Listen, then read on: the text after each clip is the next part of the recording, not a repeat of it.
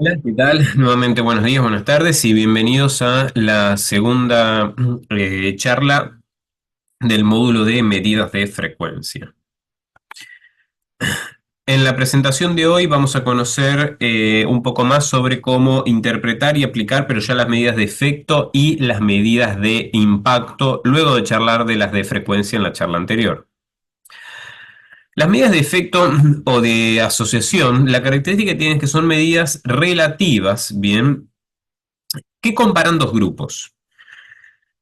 Nos van a poder decir varias cosas sobre la relación entre ambos grupos. Bien, vamos a evaluar la asociación, es decir, si existe asociación entre dos variables, como puede ser consumir o no bifosfonatos con fracturas de muñeca en el año posterior al inicio del tratamiento. Bien, es decir, va o no va a estar asociado la exposición al evento. La direccionalidad, es decir, si más consumo de más bifosfonatos aumenta la cantidad de fracturas o reduce la cantidad de fracturas. Y finalmente la magnitud, porque nos va a decir si consumir bifonato todos los días reduce el doble, el triple o reduce 10 veces la cantidad de fracturas, por ejemplo. Bien, entonces, estos tres conceptos son esenciales y son todos otorgados por estas medidas de efecto: asociación, direccionalidad y magnitud. Muchas veces se habla de lo importante, el p-valor, el p-valor significativo. Bueno, que un p-valor sea significativo solamente nos habla de asociación, pero no de nada más. Bien, el p-valor no es una medida de efecto. El p-valor solamente te puede decir si hay o no asociación. Es decir, el bifosfonato tiene una asociación significativa con las fracturas de muñeca. Pero nosotros no sabemos si aumenta la fractura, si las reduce la fractura o si, y tampoco sabemos si las aumenta o reduce el doble o el triple o 10 veces. Es decir, los p-valores te van a dar solamente asociación, por eso son muchas más importantes las medidas de efecto, porque además de la asociación nos hablan de la direccionalidad y de la magnitud. Los estudios que evalúan la asociación, recordemos que siempre van a ser estudios analíticos, bien, no hay medidas de efecto ni medidas de asociación en los estudios descriptivos, porque no comparamos dos grupos, los vamos a comparar en los estudios analíticos, ¿sí? Las medidas de las medidas de efecto de asociación relativas van a ser el riesgo relativo, bien, la razón de prevalencias y las razones de tasas, y como medida de riesgo absoluta vamos a tener el riesgo atribuible, bien. Vamos a ver esto ahora un poquito más en profundidad. En las medidas cuando hablamos de medidas de efecto de asociación, tenemos que entender de que va a depender del diseño del estudio la medida que vamos a poder evaluar. En los estudios de cohorte vamos a evaluar los riesgos relativos, bien, porque vamos a tener nosotros un seguimiento de los pacientes a lo largo del tiempo, ¿sí? Si tenemos densidades absolutas, nosotros vamos a poder evaluar riesgos relativos, bien. En el caso de que no tengamos el seguimiento total de los pacientes y lo que tengamos sea la densidad de incidencia, vamos a poder calcular la razón de densidades de incidencia o razón de tasas. Bien. En los estudios de casos y controles, en cambio, no vamos a poder calcular los riesgos, vamos a ver por qué después adelante, pero vamos a calcular solamente los odds y la razón entre los dos odds va a ser el odds ratio. Recordemos que la característica de los odds es que, a diferencia de los riesgos que evaluaban número de eventos sobre total de la población en riesgo, como vimos en la charla anterior, las razones o los odds lo que evalúan es número de eventos sobre número de no eventos. Y en los estudios de corte transversal, bien, la característica que vamos a tener es que vamos a poder comparar prevalencias, ¿sí? Es decir, yo puedo comparar la prevalencia de hoy que hay de pacientes con condrosarcoma, bien, que tenían diabetes, y yo quiero ver si la diabetes está o no asociada al riesgo de condrosarcoma, entonces yo veo diabéticos con condrosarcoma hoy sobre no diabéticos con condrosarcoma. Tengo la prevalencia de condrosarcoma en el grupo de diabéticos, prevalencia de condrosarcoma en el grupo de no diabéticos, bien. Y si hago una prevalencia sobre la otra, calculamos la razón de prevalencia, que es lo que vamos a poder calcular en los estudios de cohorte transversales. Entonces, en resumen, cohortes, si es una cohorte cerrada, riesgo relativo. Si es cohortes abiertas, razón de densidad de incidencia o razón de tasas. Estudios de casos y controles, siempre vamos a calcular los odds ratios, y los estudios de casos de corte transversal, perdón, vamos a calcular, no podemos calcular incidencia porque estamos viéndolos en un solo momento, vamos a calcular prevalencia y la medida de efecto va a ser la razón de prevalencia. Bien, vamos a empezar con el riesgo absoluto. El riesgo absoluto básicamente es la incidencia acumulada del evento en un grupo de interés a lo largo del tiempo. En resumen, es lo mismo que la incidencia absoluta. El riesgo absoluto es la incidencia absoluta. Bien, en este caso, fijémonos que nosotros queremos ver las fracturas en las mayores de 80 años y yo sé que el riesgo absoluto de fracturarse, el riesgo absoluto de las fracturas en mayores de 80 años en un margen de tiempo, que puede ser un año, ¿sí?, es de 20%. Entonces yo digo, el riesgo absoluto de las fracturas de muñeca en las mayores de 80 años es de un 20% anual. Bien. En las menores, en cambio, es de un 12%. En mujeres menores de 80 años, el riesgo absoluto es de 12%. Entonces, vean de que lo que tenemos es una incidencia, ¿sí?, cantidad de eventos a lo largo de un periodo de tiempo fijo. Yo no sé si fracturan al mes, a los 2 o a los 20 meses, bien. Entonces yo tengo un periodo de tiempo fijo que es un año y la cantidad de eventos nuevos en ese periodo. Eso es la incidencia absoluta y en riesgo lo llamamos el riesgo absoluto. Como ven, son sinónimos. El riesgo relativo, ¿qué es? Es la razón entre dos riesgos absolutos. Bien, entonces es la incidencia absoluta en expuestos sobre incidencia absoluta en no expuestos, o también podemos decir riesgo absoluto en expuestos sobre riesgo absoluto en no expuestos. Bien, es bastante sencillo, tenemos que calcular cuánto es el riesgo absoluto en un grupo dividido el riesgo absoluto en el otro grupo. En el ejemplo que acabamos de ver, riesgo absoluto dijimos en las mayores de 80 años era de 20, en las menores 12. Esto siempre se trabaja en las proporciones, siempre vamos a trabajar como del 0 al 1, bien, 0, 0%, 1, 100%, 0.2, 20%, 0.12, 12%. ¿Cuánto es entonces el riesgo relativo? Bien, el riesgo relativo es riesgo mayor de 80 dividido riesgo menores de 80, 0.2 sobre 0.12, 1.66. Es decir, nosotros podemos decir de que el riesgo en las mujeres mayores de 80 mayores de 80 años va a ser un 66% superior al riesgo de las menores de 80 años. Bien, entonces fíjense de que los riesgos absolutos importa mucho la prevalencia de la enfermedad. Enfermedades de muy baja prevalencia van a tener muy bajos riesgos, ¿bien? Pero el riesgo relativo ya deja de tener relevancia la prevalencia. ¿Por qué? Porque si yo acá en vez de 20 y 12 tengo 2% y 0,12%, bien, piensen en esto, si yo acá tendría 2% solamente en las mayores y en el menor tengo 0,12%, fíjense que el riesgo relativo es exactamente el mismo, 1.66. ¿Ven? Entonces fíjense cómo es interesante cómo estas medidas de efecto, ¿sí?, dejan de tener en cuenta la prevalencia de la enfermedad, no importa si es o no muy prevalente, sino que solamente analizan cómo está un grupo sobre el otro, ¿bien? ¿Qué tanto más riesgo tiene los no expuestos que los expuestos? Y bueno, ¿cómo se interpreta? En relación a la interpretación, lo que tenemos que tener en cuenta es que si los dos grupos tienen el mismo riesgo, 20% y 20%, el riesgo relativo va a ser 1. Bien, es por eso que el 1 es el no efecto. 1 quiere decir que los dos grupos tienen exactamente el mismo riesgo. Si está entre 0 y 1, bien, estamos viendo de que hay una protección de la exposición ante el evento. Es decir, si tenemos 0.5, quiere decir que los pacientes expuestos van a tener un 50% menos de riesgo. Y si va hacia arriba, lo que quiere decir es que los expuestos tienen más riesgo. Viene a decir que hay una asociación positiva con el evento.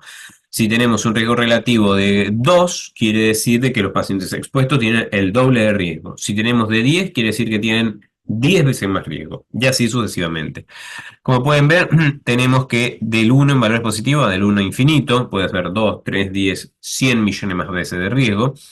Y tenemos la contracara que es a nivel protectivo, va del 1 al 0 solamente, pero también los valores acá pueden ser infinitos, porque podemos tener 0.000000001 si la exposición protege 1 millón de veces contra el riesgo de evento, por ejemplo.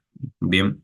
Dijimos de que ya vimos en la muestra anterior cómo podemos estar hablando de cuál es la direccionalidad. Bien, direccionalidad porque si está entre 0 y 1 protectivo, si está entre 1 e infinito es un factor más asociado al evento, bien. Vimos que tiene también magnitud, porque si es 2 es doble riesgo, 4 4 veces más riesgo, 100 100 veces más riesgo, bien. Y el otro aspecto es que también nos va a dar la significancia estadística. ¿A través de qué? A través de los intervalos de confianza. Cuando nosotros decimos que tenemos un riesgo relativo de 1,8 con un intervalo de confianza del 95%, que es el que se usa de manera estándar, que va entre 0,6 y 2,9, quiere decir de que si bien hay una asociación, esta no fue estadísticamente significativa. Y esto se va a corresponder con un valor de P que va a estar por arriba de 0,05 o 5%. Bien, entonces, como ven, nos habla de la direccionalidad, de la magnitud y también de la asociación. Si esa asociación es o no estadísticamente significativa, como vemos a través de los intervalos. En este caso tenemos también un mismo riesgo relativo, de hecho no, perdón, un riesgo relativo más bajo que el ejemplo anterior, 1,6, bien, pero fíjense que en este caso el intervalo de confianza va de 1,1 a 3,2, es decir, tenemos en este caso una asociación que es estadísticamente significativa. ¿Y de qué va a depender que sea una estadística? ¿De qué va a depender, mejor dicho, la amplitud del intervalo de confianza? La amplitud del intervalo de confianza depende del tamaño muestral. Más tamaños muestrales, menos intervalo de confianza. Bien. Bien, vamos a hablar ahora del odds ratio, que es otra de las medidas más usadas.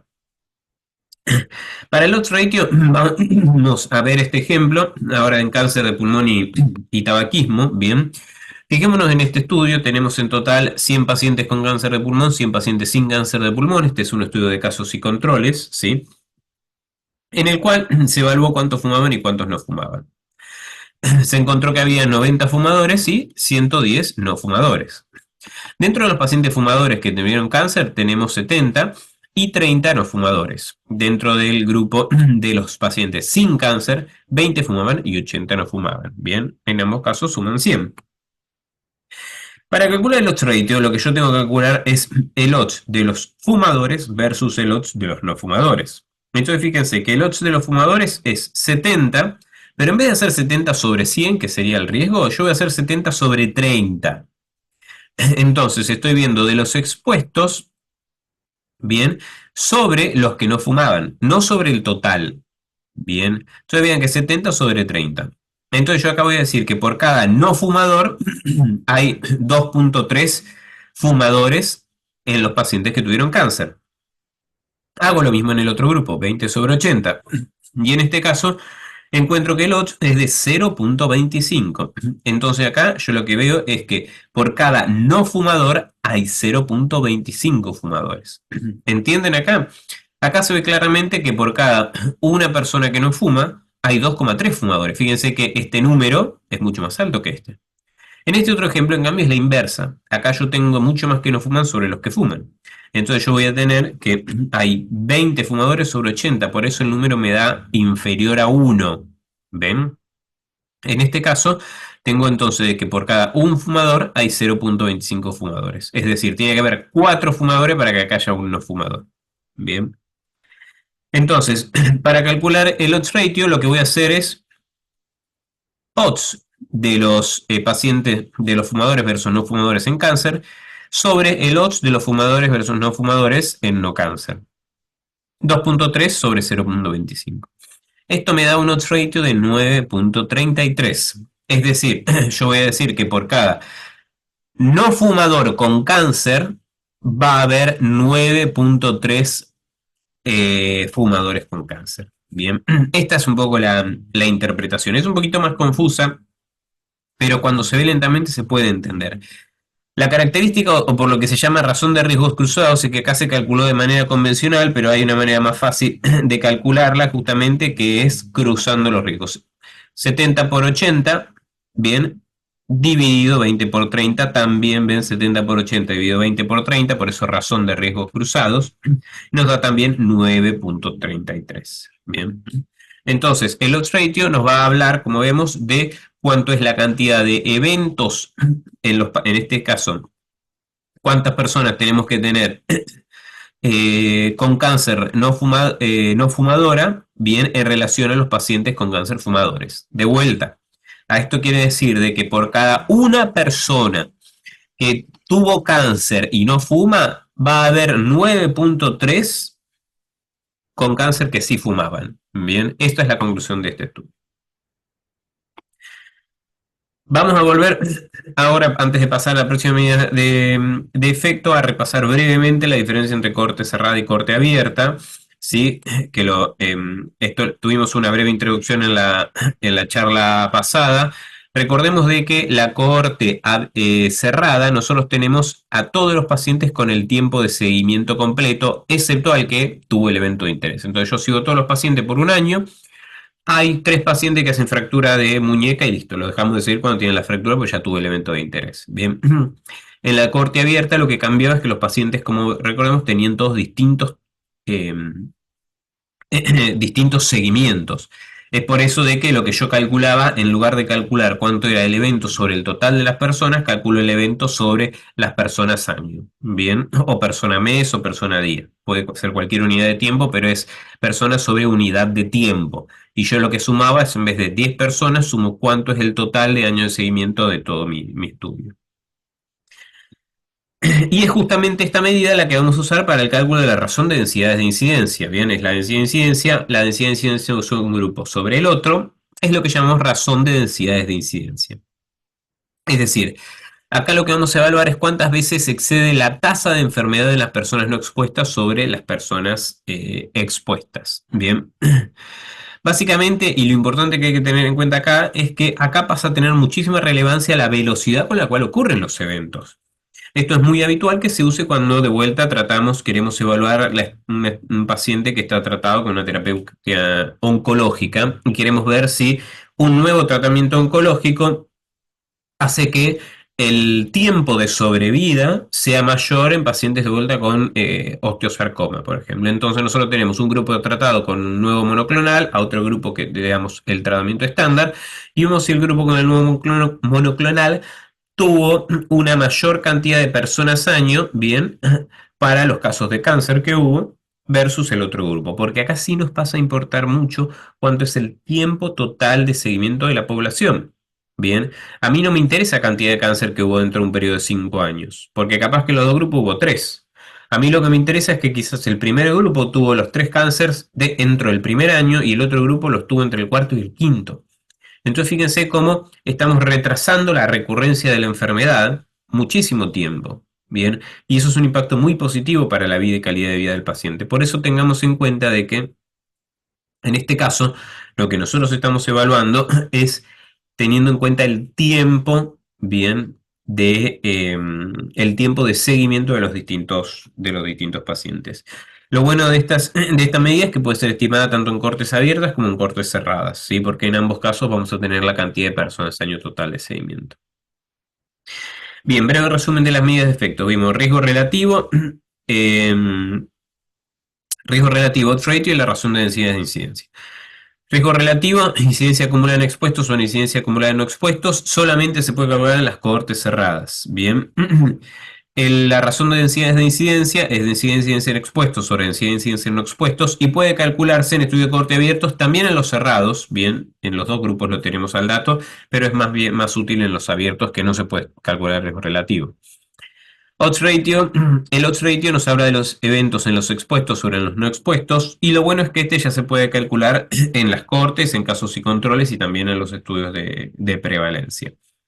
Y finalmente la razón de prevalencias que no fuimos acá en detalle porque es básicamente también se calcula como las medidas anteriores, vamos a poder calcular la prevalencia en los expuestos sobre la prevalencia en los no expuestos, bien, y también se calcula como el número total de eventos, es decir, como una proporción, número total de eventos sobre número de personas en riesgo, bien. Lo importante de todas estas medidas es que van a medir la asociación siempre entre la exposición y un evento, es decir, siempre para preguntas analíticas, ¿sí? No para descriptivas, solamente analíticas, y la interpretación de los coeficientes es exactamente la misma para todos. 1 es no efecto, entre 0 y 1 es que la exposición te protege contra el efecto, de 1 para arriba es que la asociación te aumenta la frecuencia del evento. Bien, así que bueno, esto es todo y muchísimas gracias por su atención, nos vemos en el próximo módulo.